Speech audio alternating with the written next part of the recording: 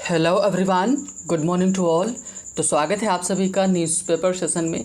और चलिए शुरू करते हैं आज का हमारा न्यूज़पेपर। उसके पहले मैं बता दूं, आज का जो हमारा एडिटोरियल है जो आज हम डिस्कस करेंगे वो है जो क्राइम हो रहा है वुमेन के अगेंस्ट, उसको लेकर के है। और साथ ही में रेफरेंस दिया गया है किसका, जो हाथरस वाला केस हुआ था उसको लेकर के। तो जो एट्रोसिटीज़ हैं अगेंस्ट दलित वुमेन, इन सब के ख़िलाफ़ में मतलब जो क्राइम हो रहे हैं उनके बारे में आज चर्चा की गई है। तो पहले हम न्यूज़ की तरफ चलेंगे, फिर हम उसके ऊपर हमारा रहेगा डिस्कशन। तो जो न्यूज़ हमारी है वो है जीडीपी को लेकर के। जीडीपी जो है, just wait a minute, okay ना, है ना। तो जीडीपी जो है हमारी वो क्या है, उसके बारे में एक रिपोर्ट आई है और क्या बोला गया है कि GDP shrinks bye 7.3%, Q4 uptick का मतलब होता है कि थोड़ा सा बेहतर होना, चीज़ें उसमें ऐड हो जाना। मॉडरेट्स 2020 एंड 21 कार्नेज का मतलब होता है कि नरसंहार, वही जो पैंडेमिक में लोग मारे गए उनकी बात कर रहे हैं। तो कह रहे जीडीपी जो है श्रिंक्स बाय 7.3%। जो हमारे जीडीपी है, जीडीपी ग्रॉस डोमेस्टिक प्रोडक्ट, ये एक तरह का इंडिकेटर होता है जो बताता है कि कितनी चीज़ें, विकास कितना हुआ है चीज़ों, गुड्स एंड सर्विसेज को लेकर के किसी पर्टिकुलर कंट्री में। तो जब हम जीडीपी की बात कर रहे हैं तो कितनी श्रिंक हो गई, कम हो गई, 7.3%। और अगर इन्होंने ये क्यों लिखा Q4 अपटिक, इसलिए लिखा क्योंकि पिछले वाले से बेहतर, क्योंकि पिछले साल क्या हुआ था, लगभग 8% का हमको जीडीपी श्रैंक हुई थी हमारी, जो कम हुई थी जीडीपी वो लगभग 8% हुई थी। तो इस बार कम है। और जो Q4 है उसमें कुछ बढ़ोतरी देखने को मिली है, चीज़ें सही हुई हैं, जो कि क्या करता है, मॉडरेट करता है। मॉडरेट का मतलब होता है कि ना तो ज़्यादा ख़राब ना तो ज़्यादा अच्छा, नॉर्मल है ना, कि 20, 21 एंड 20, हाँ, कार्नेज जो नरसंहार है, जो नुकसान हुआ उसको लेकर के। और कंबाइनिंग न्यू पैंडमिक वेव्स है ना, कि बता रहे, सॉरी नॉट कंबाइनिंग, कर्ब का मतलब होता है कंट्रोल करना, कर्बिंग न्यू पैंडमिक वेव्स, जो नई पैंडमिक जो है महामारी है उसकी जो नई लहरें आ रही हैं, मतलब नए नए चरण में जो आ रही है, lockdowns, vaccination pace, hold to key recovery. मतलब हमारे पास क्या है कि अगर हम रिकवर करना चाहते हैं तो हमारे पास एक ही चाबी है, और वो क्या है कि वैक्सीनेशन तेज़ी से कराएं, लॉकडाउन को हैंडल करें और पैंडमिक वेव्स हैं उनको कंट्रोल किया जाए, तभी चीज़ें सही हो सकती हैं। और supreme court bats for one price for vaccines across nation. Across मतलब मैंने आपको ऑलरेडी बहुत बार इसका मीनिंग मैंने बताया। अक्रॉस से प्रपोजिशन है और इसके दो मतलब निकलते हैं।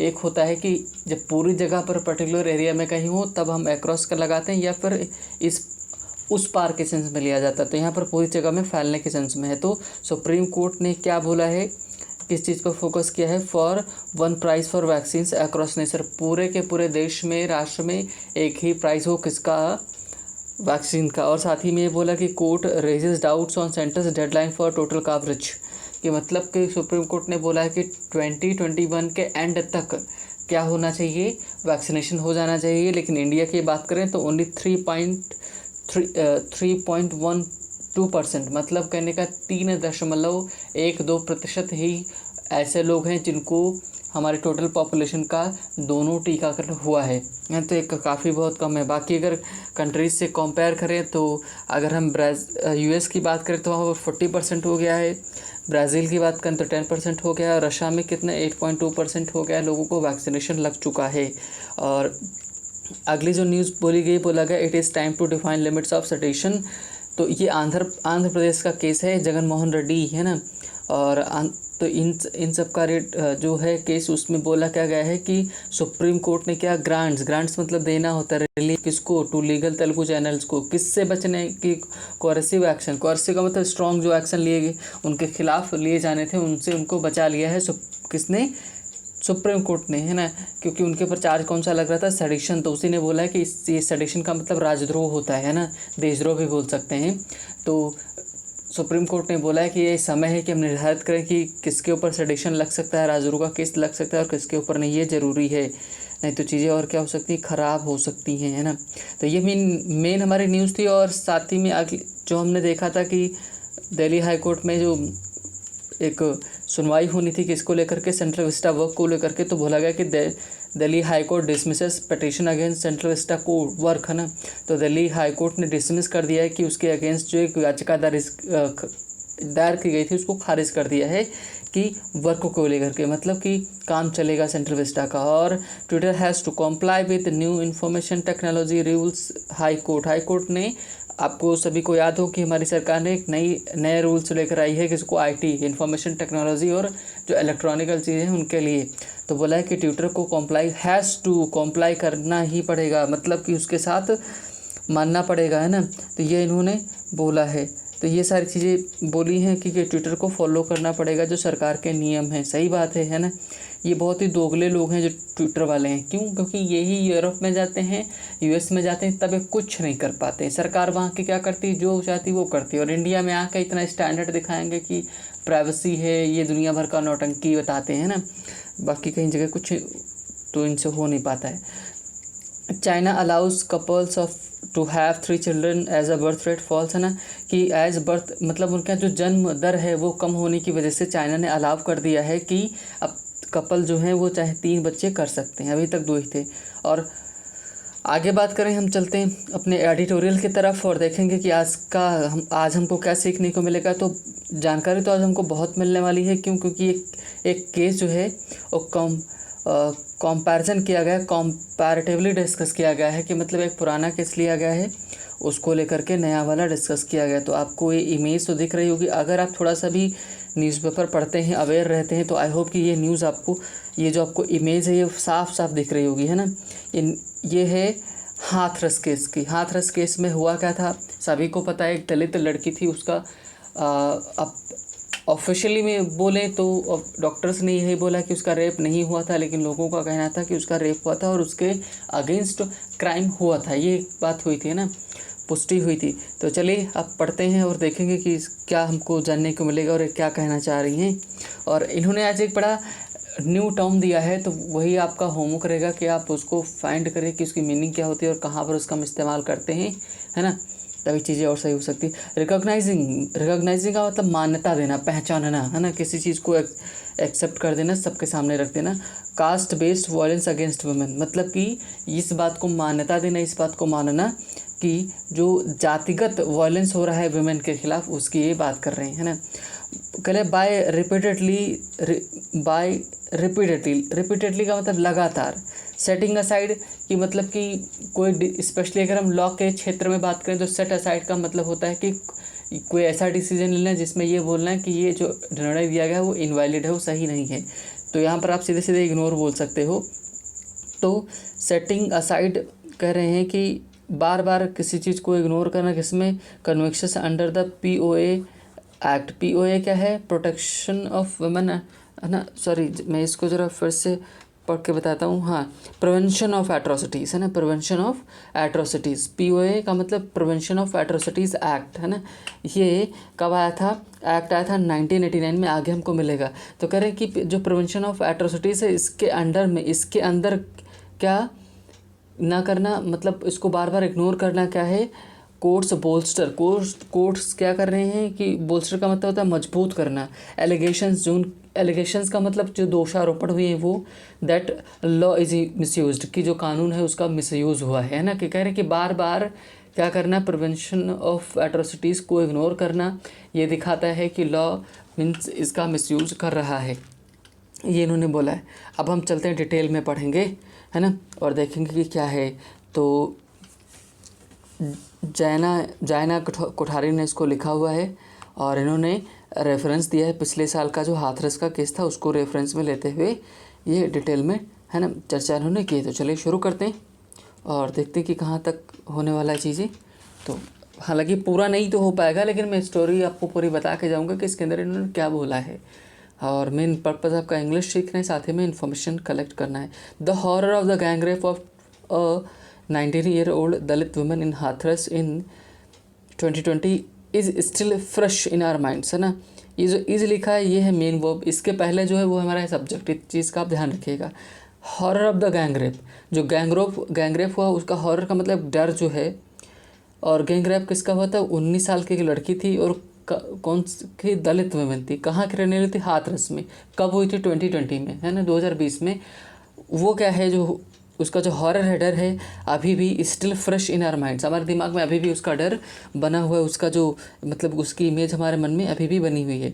करे एक्टिविस्ट है ना, जो एक्टिविस्ट सभी को पता है कि जो काम हम करते हैं ना, वो एकेडमिक्स हो, लॉयर्स हो, आर्ग्यू दैट, इन सभी ने क्या किया, इस बात की तर्क दिया that sexual violence took place on account of the women's gender, caste and that scheduled caste and the scheduled tribes है ना, prevention of atrocities act 1989 must be invoked है ना। इन्वोक का मतलब क्या होता है, किसी चीज़ का आवाहन करना, किसी चीज़ को बुलाना, किसी चीज़ का प्रयोग करना है ना, इस सारे सेंस में लिया जाता है। तो कह रहे हैं कि एक्टिविस्ट हों, चाहे वो एकेडमिक्स हों, प्रोफेसर्स हों, चाहे तो लॉयर्स हों, सभी ने ये इस बात का तर्क दिया कि जो सेक्सुअल वायलेंस हुआ है ना, कि किसके अकाउंट पर, on the account of women's, किसको ध्यान में रखते हुए, किसी को बेस बना करके कि जेंडर मतलब कि उनका जेंडर क्या है, लिंग क्या है, कास्ट कौन सी है, और है ना कि एंड द शेड्यूल्ड, वही जो आपको पता है जनजाति,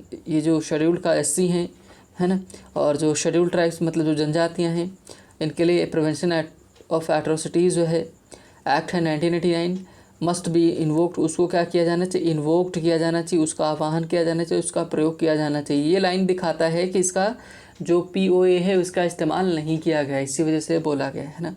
हाँ, तो कह रहे उसका प्रयोग करें। आगे देखते हैं।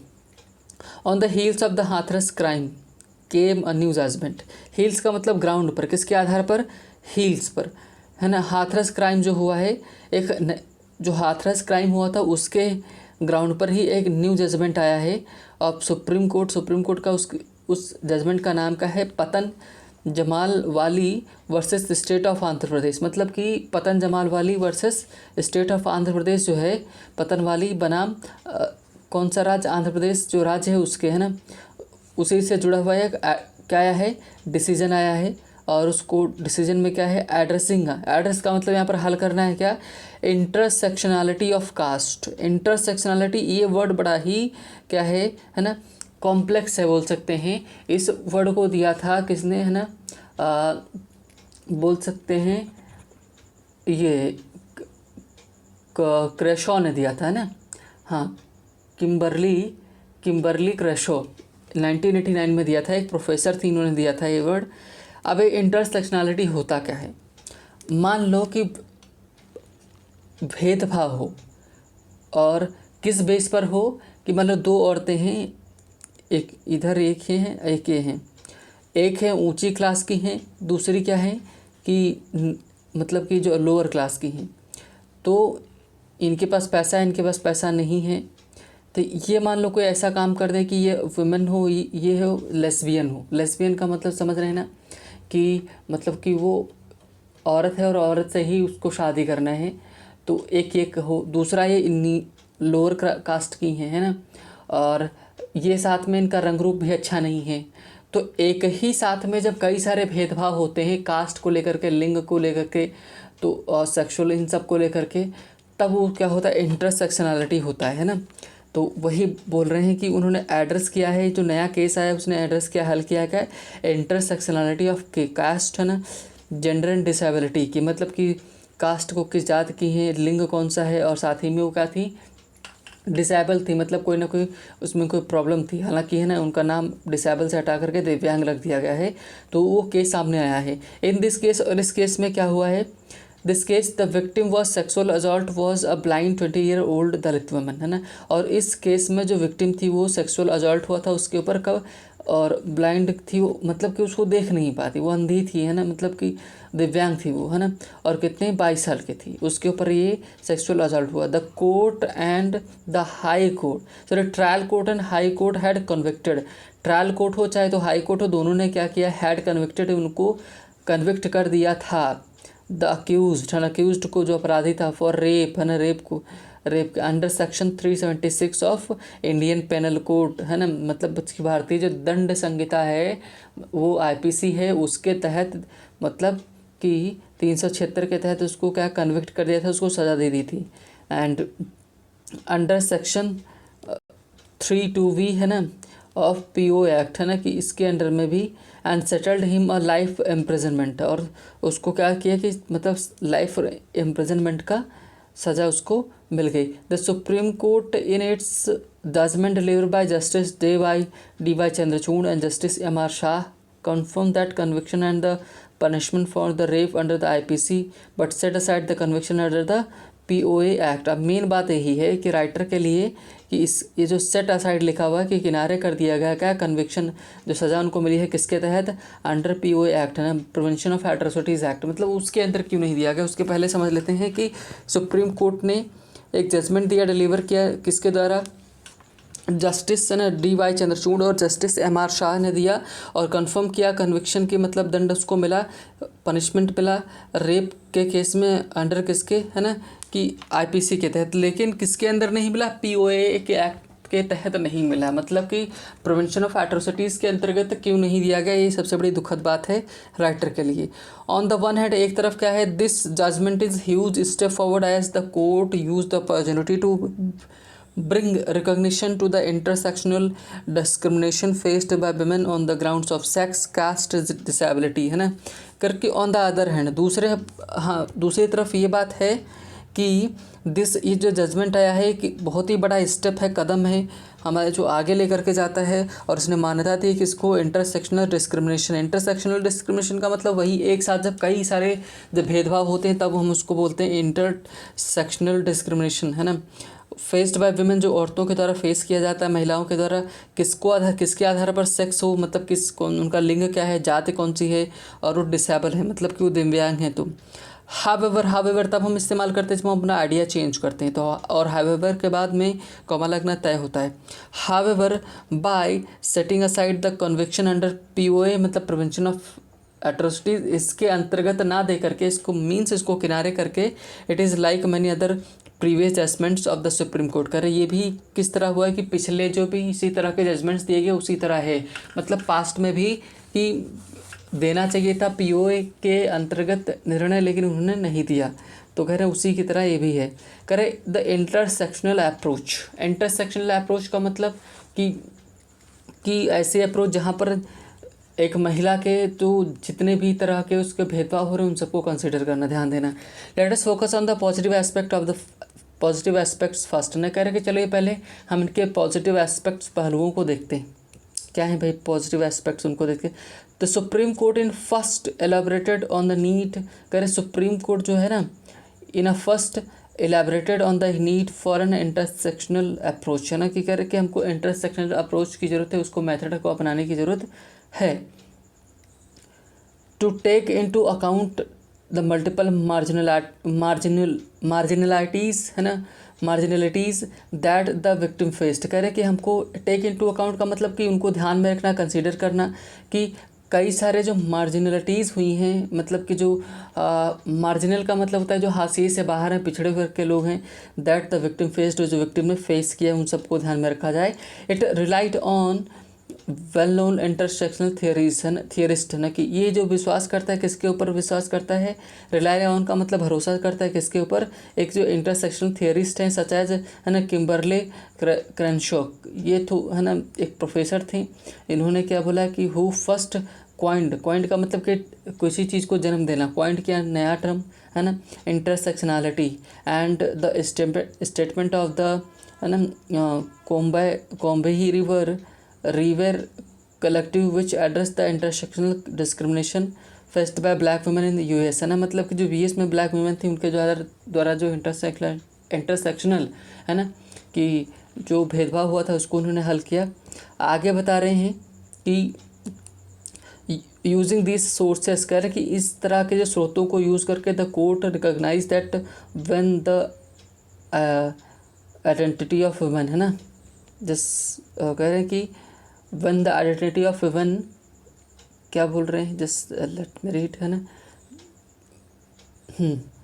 व्हेन द जस्ट ओपन हो जाए, हाँ identity of women intersect with her caste, मतलब कि जब एक वुमेन की जो आइडेंटिटी होती है वो जब क्या करती है, इंटरसेक्ट करती है, काटती है किसके साथ में है ना, कि चाहे कास्ट हो, किस क्लास किस वर्ग से है, कौन सा धर्म है, मतलब और डिसेबल है कि नहीं है, सेक्सुअल ओरिएंटेशन, सी में फेस वायलेंस है ना, और उसको फेस सेक्सुअल ओरिएंटेशन का मतलब कि वो किस तरफ उसका झुकाव है सेक्स को लेकर के ना। सी में फेस वायलेंस, उसको वायलेंस फेस करना पड़ सकता है, डिस्क्रिमिनेशन फेस करना पड़ सकता है, 2 और मोर ग्राउंड्स, हाँ कई के आधार पर उसको ये सब अंतर फेस करने पड़ सकते हैं। It said we need to understand the multiple sources of oppression operated cumulatively to produce specific experience of subordination of the blind Dalit women, है ना, placing a special emphasis on the making criminal justice system more responsive. Women with disabilities facing sexual assault, the court also laid down the directions to the trained judges, police and prosecutors to be sensitised in such cases, मतलब इस तरह के cases को deal करने के लिए, है ना, जिसमें क्या है कि उनके अलग अलग तरह के जो भेदभाव उनके साथ हो रहे हैं उन सबको पहचानना, इन सब के लिए जो चाहे वो जजेस हों चाहे और भी हों वर्कर्स हों, उन सबको ट्रेन किया जाना चाहिए जो इसमें काम करते हैं, ताकि चीज़ों को सेंसिटिविटी को समझ सकें, है ना। तो पूरे अगर बात करें इस पर इन्होंने एग्जाम्पल्स बहुत सारे दिए हैं कि कौन कौन सा कहाँ केस हुआ है, कौन सा किसके खिलाफ हुआ है, और फिर उन्होंने बर्डन प्रूफ की बात करी है कि इस तरह के केसेस में बर्डन कैसा होता है, बर्डन की बात आती है प्रूफ की कि कैसा उनको प्रूफ मिले, है ना, तब चीज़ें वो कर सकते हैं। और साथ ही में इस बात के ऊपर भी इन्होंने फोकस किया है कि कैसे हम इस समस्या को हल कर सकते हैं, है ना, उन सब चीज़ों को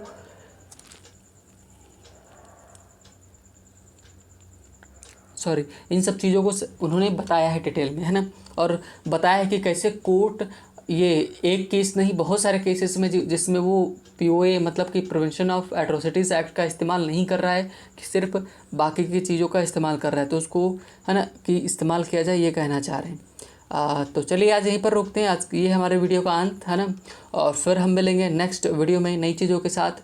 तो अगर आपको सेशन पसंद आया हो आप उसको पूरा पढ़िएगा, और अच्छा इंटरेस्टिंग लिखा गया तो आपको बहुत सारी जानकारी मिलेगी, है ना।